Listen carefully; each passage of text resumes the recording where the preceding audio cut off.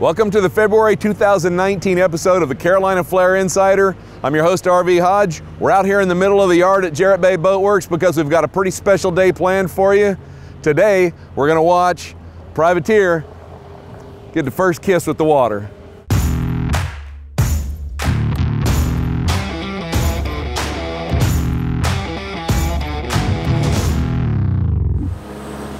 The travel lift is probably the most unsung hero of the boatyard.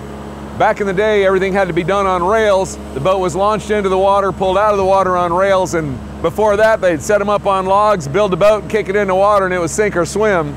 Nowadays, we move the boat around anywhere we really want within the constraints of the yard, all at the convenience of the travel lift. It sets the boat over the basin, drops it into the water, picks it back out of the water, and we take it to whatever shop is appropriate.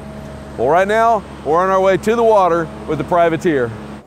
So I'm on the swim platform of the privateer, and we are in the water for the primary purpose of marking the water line. The reason we do that is the boat is designed around a drawn water line. That's all theoretical based on what does or does not go into the boat. But at the moment of truth, we have fuel, water, and various other tankage and a lot of other stuff that goes on the boat that we don't have 100% control of in the design process. Now, this is somewhat aesthetically driven, but it's also somewhat practically driven.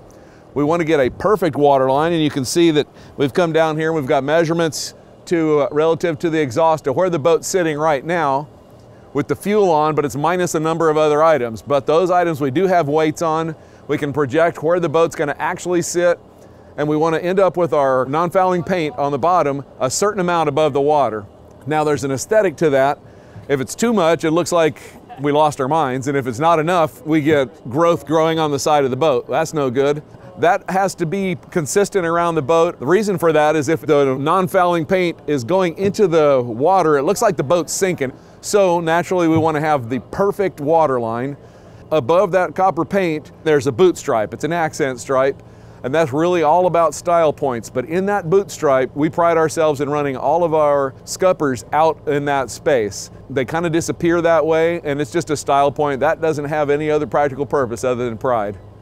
We're standing at the bow of hull 67, and last month we talked about the paint processes at the final stages. Well, today you're going to get a taste of the early stages.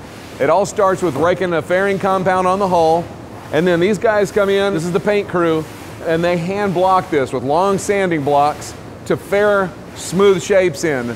It's a fairly long process, and it takes a lot of muscle, a lot of dedication, but these guys are really good. That's the foundation of our ultimate finishes. So when you see that shiny finish on the boat, these guys are the ones who are starting it. Thank you for joining us for this episode of Carolina Flare Insider. Next time you see this boat, she'll be in the water for good. We'll see you next time.